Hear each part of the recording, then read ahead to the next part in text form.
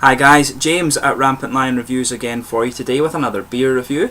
So for this one I have quite an interesting beer for you. This guy is half Italian, half Dutch. So we're going to have a taste of the Beautiful and Strange Gose beer. It's a style I've never tried before, so I will tell you a bit about it in the video. But this is a collaboration between Brewfist from Italy and Brouwerij De Molen from the Netherlands. My very first encounter with anything from Brouwerij De Molen, although I have done a review that was a collaboration between Brewfist and Toyo before. That was the Space Frontier beer, and that was beautiful, and I've heard that Brewfist's own beers are awesome as well, so I need to try some of those.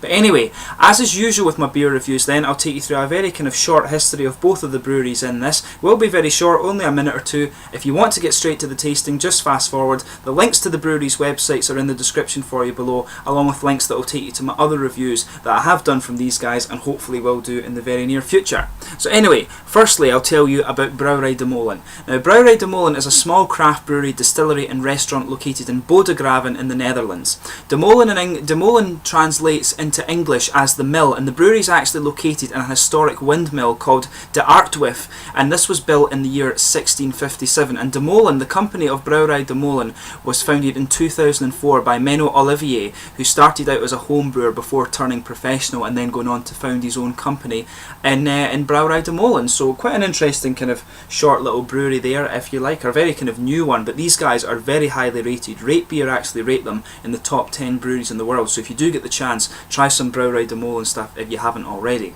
Secondly, to tell you about Brewfist. Brewfist are a small brewery based in the Lombardia region of northern Italy, and it was founded in 2010 by three friends who had a passion for craft beer. Pietro Di Pilato is one of the founders, and he's the head brewer as well, and he says they're part of a new generation of Italian brewers and a market that is beginning to thrive in Italy. Pietro apparently spent some time gaining brewing experience at Fuller's Brewery in England before he launched the flagship beer of Brewfist, the Spaceman IPA. Meant to be a beautiful beer, so I really want to try that at some point. But the brewery want to produce high quality and hugely drinkable beers, and their motto is more people, more beer. So that's your kind of brief history of both of the breweries there. As I said, only a little minute or two. But to tell you about the actual style of this beer, as I mentioned to you, I've never encountered the Gose beer style before. So this guy is a 3.7% Gose beer, and this type of beer is a sour wheat beer that originates from the medieval industrial era in Europe. And a Gose beer is typically seasoned with salt, but there's two other similar styles, which is called the Grosicki, but it's also in the Germanized name of that. I think Grosicki is the sort of Polish name for it, but the Grätzer is the sort of Germanized name from it, so it's probably from that kind of region that used to be Germany in western Poland or something like that. And there's also the Lichtenhainer, and these both contained smoked malts. But Gose and Lichtenhainer are sour wheat beers, but the Grosicki is actually sometimes tart in flavour, and apparently historic sources are a bit confused about whether the Lichtenhainer actually contains wheat, so some modern interpretations of this can vary. So basically this beer is a kind of sour wheat beer that's seasoned with salt, just to kind of summarise what I just told you there.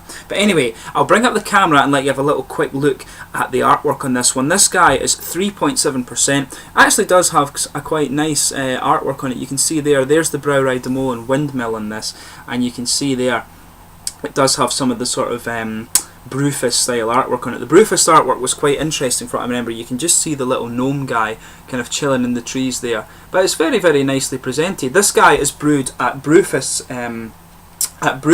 brewery in, what was it called again, Codogno in Italy, in Lombardia. As you can see, it does have a Brewfist bottle cap on it there, which is quite cool. Just to tell you about the actual profile of this beer, as I said, it's 3.7%. It uses Pilsner malts and wheat in the malt base, and it contains Magnum hops, but it has twists added to it of orange peel and bergamot peel, and it also uses salt as well, which is quite cool. So it should be a very interesting beer for us to try. So without further ado, let's get this guy open and we'll get on with the tasting. I'll just make sure the camera's behaving itself, which it is, and we'll get this guy open.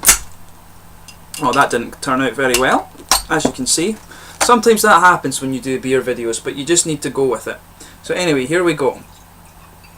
So the Beautiful and Strange Gose beer as a collaboration between Brewfist in Italy and Brouwerij De Molen from the Netherlands. So we've got a nice Dutch and Italian hybrid here. So anyway, as you can see, it's poured a really nice kind of pale golden straw colour. I can get just a little whiff of it as it comes out of the bottle.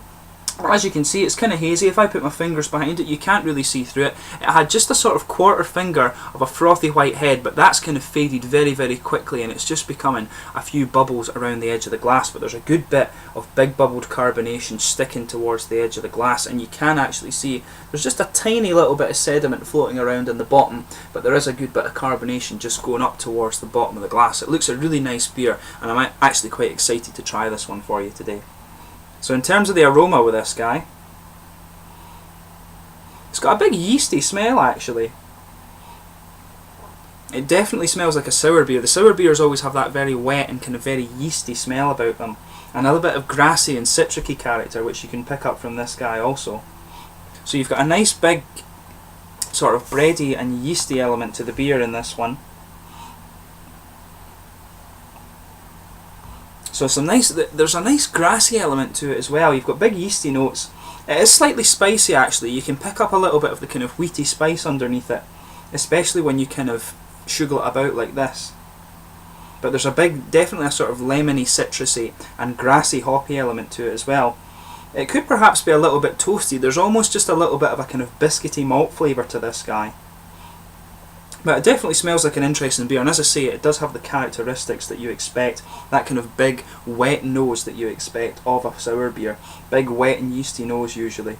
But you can pick up just a little bit of the salt in this. So without further ado, let's have a taste of this guy. This is my first Gose beer from Brewfist and Brouwerij De Molen. Cheers.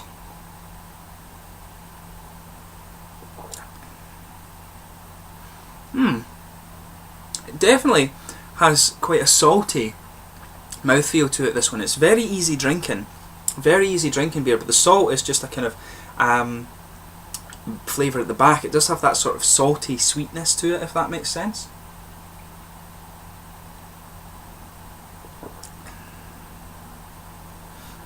But yeah, you can definitely pick up the Pilsner malt in it as well. The yeast is a lot less imposing than you would think it is. It definitely blankets the kind of palate, if you like. You're getting that big yeasty element on the palate, but it's a lot more subdued than you would think. You can really pick up the sort of pale Pilsner malt as well that they've put into this beer, and it works quite well actually. The malt base on this guy is quite interesting.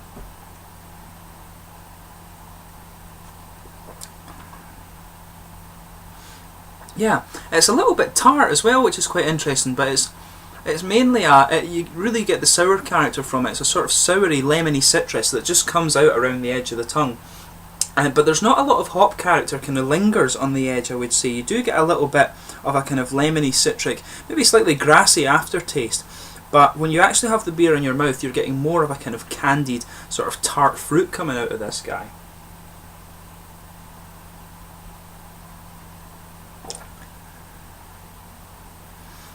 There is maybe a teeny bit of spice in the flavour as well, but really it's a kind of white bready, yeasty blanket, very mild blanket that carpets the back of the tongue. Carpets the centre of the palate, sorry I should say. There's a little bit of wheat spice in there that you can just pick up, but again it is very, very mild. And the the sort of edge of the tongue, you're getting a little bit of the kind of lemony citrus flavours, a little bit of grassiness as well.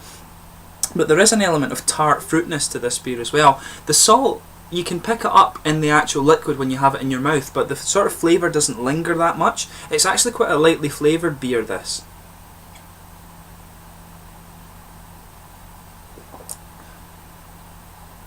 Yeah, just when the flavour's sort of moving into the aftertaste, that's when you start to get the salt flavour out of it. So it's quite interesting in that regard. I'm not the biggest fan of sour beers, but this guy is quite nice and it is quite interesting. I mean, as I always say in my videos, a lot of people like different styles of beers. The sour beer is one that I maybe need to do a few more of to kind of get into properly, but I'm more into my kind of bock beers, brown ales, red ales, double IPAs and all this sort of thing. But it's interesting to try beers like this that you don't get so often because it tests your palate. And this guy, it is quite interesting.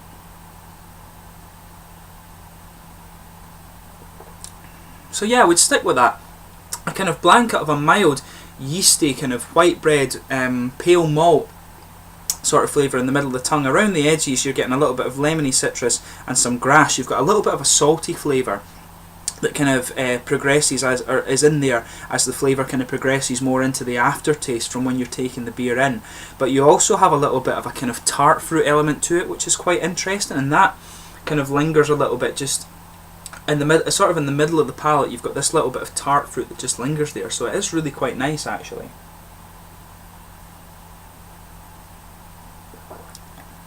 But yeah, I'll definitely stick with that.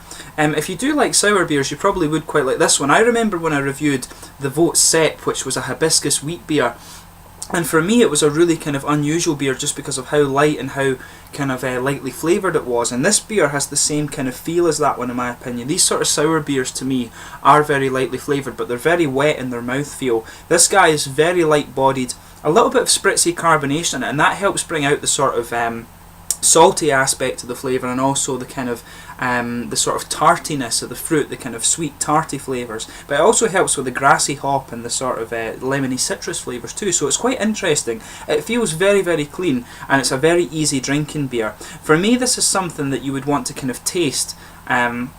You would want to taste this maybe as your first beer, if you like, and then go on to something a little bit heavier, because it is only 3%, if you like. So if you are wanting to have a kind of night with a few beers and stuff, you wouldn't want to fill yourself up on this too much, because it wouldn't do the job in getting you a little bit kind of giving you a little bit of a buzz. But it's definitely an interesting one to taste, and if you do like sour beers, then it's from two very, very good breweries, and if you are more into this style, you probably would enjoy it quite a lot. But anyway, I hope you've enjoyed this beer review. It's been interesting to have my first exposure to Brouwerij De Molen and to revisit Brewfist, so let me know in the comments section your own thoughts on this beer below. I always like hearing your thoughts on the beer, and please like, subscribe, share, all the usual YouTube stuff, and I will be back soon with another beer review. I do have another Brouwerij De Molen and Brewfist collaboration with a few other Italian breweries as well, so I'll do that video for you very soon. So I'll catch you later.